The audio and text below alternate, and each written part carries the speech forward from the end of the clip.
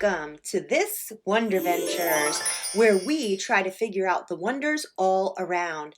And how are you today? Well, I'm perplexed.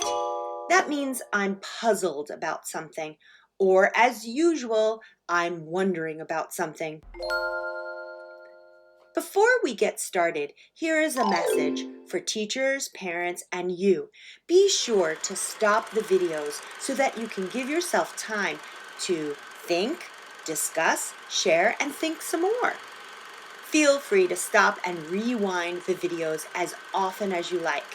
Also, be sure to check out ezstem.com for more teaching and learning ideas for this wonder venture. We have had a very cold and snowy February this year, and that is what has me perplexed. I'm wondering, how do animals survive during the cold winter months? Have you ever wondered about that?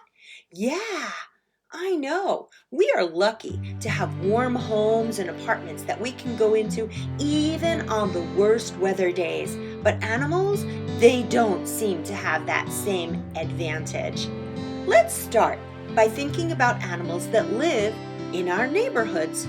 Take some time and make a list of animals that you think live nearby your home. Create your list and then share it either with your shoulder partners if you're in a classroom or in a breakout room for distance learning.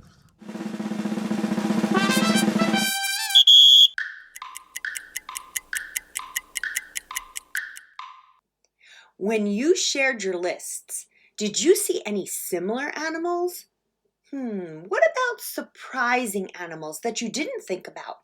Did you have examples of animals that fit into different groupings?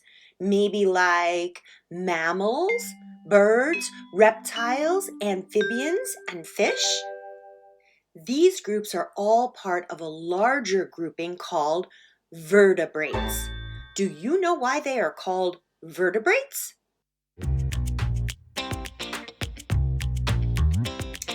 Yes, because they all have backbones. On your lists, did you think of any animals that are not vertebrates? How about spiders, snails, worms, bees, and butterflies, to name a few? These animals do not have backbones. So what do you think they are called?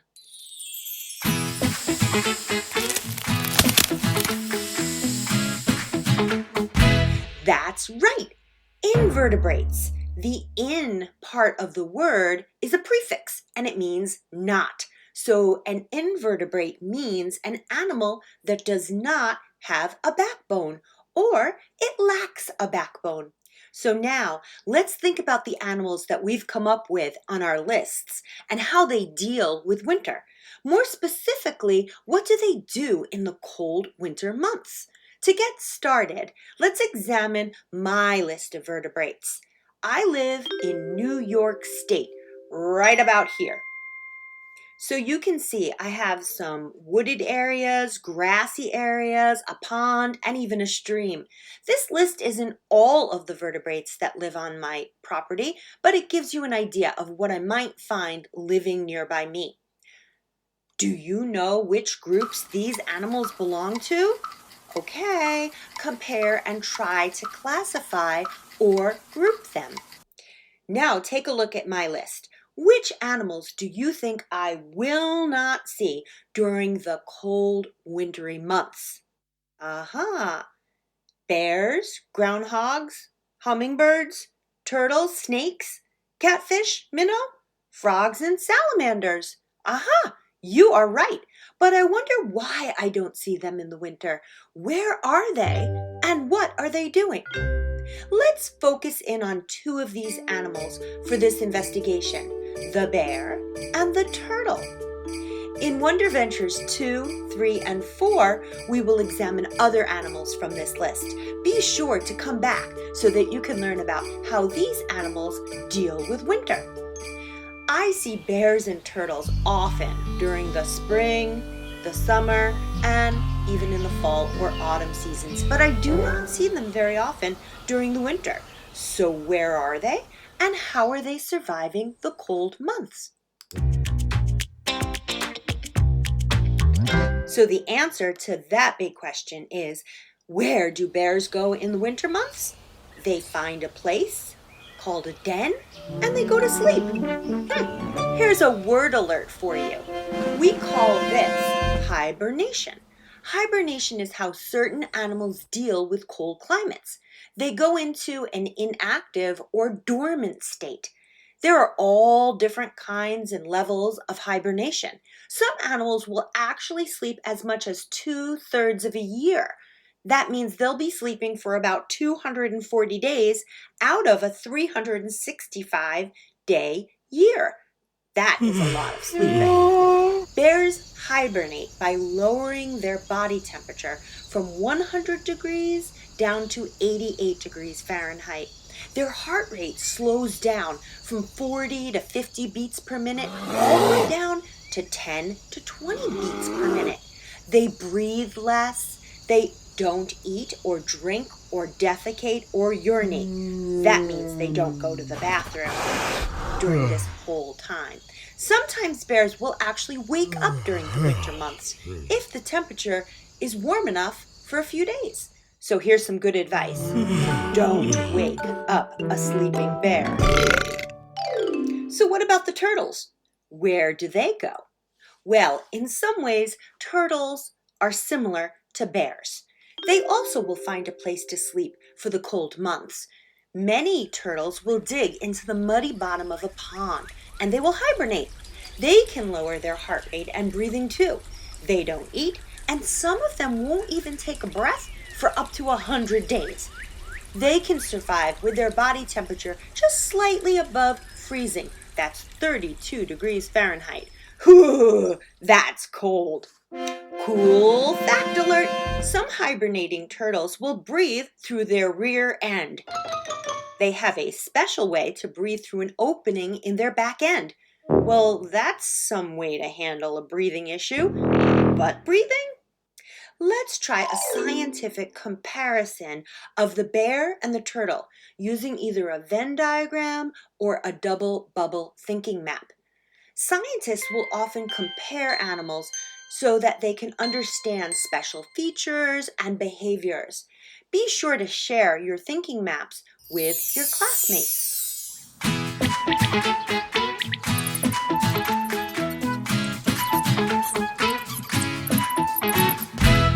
Here's my Venn diagram for bears and turtles.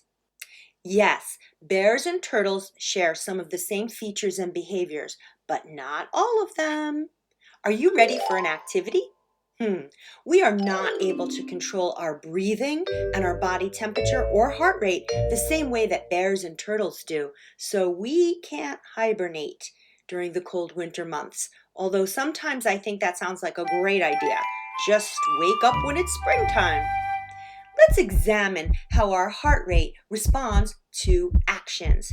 We're going to start by finding our pulse, either in your neck or in your wrist. Then find a clock that has a second hand. Practice taking your pulse a few times for 30 seconds. This is going to be our resting heart rate. Go ahead and record this information. Now it's time to do some exercises. How about trying 25 jumping jacks? Then immediately take your pulse again for 30 seconds and write down this number. What did you notice? What happened? Did you notice anything else about your body? Are you breathing more quickly? Is your body a little warmer? Are you a little sweaty? Wait for about 2 minutes and then take your pulse again. Where is it now? What happened to your breathing? Are you still as sweaty? Try this activity again with new exercises or different lengths of time. Record your pulse rates. Look for patterns. What do you notice? Try this with maybe your classmates or family members. Collect a lot of data to compare what happens when you are active and when you are resting.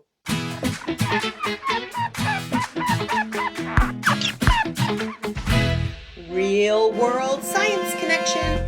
Scientists are studying how animals can control their body temperature, breathing, and heart rate to see if it could help when people explore places far away, like Mars or other planets.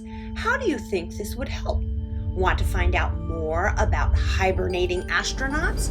Check out the resource listed at the end of this episode, or check out EasySTEM.com for more resources and ideas. Well, that's all the time we have today for this Wonder Ventures.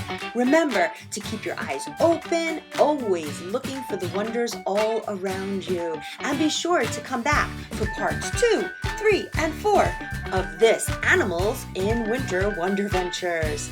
See you next time.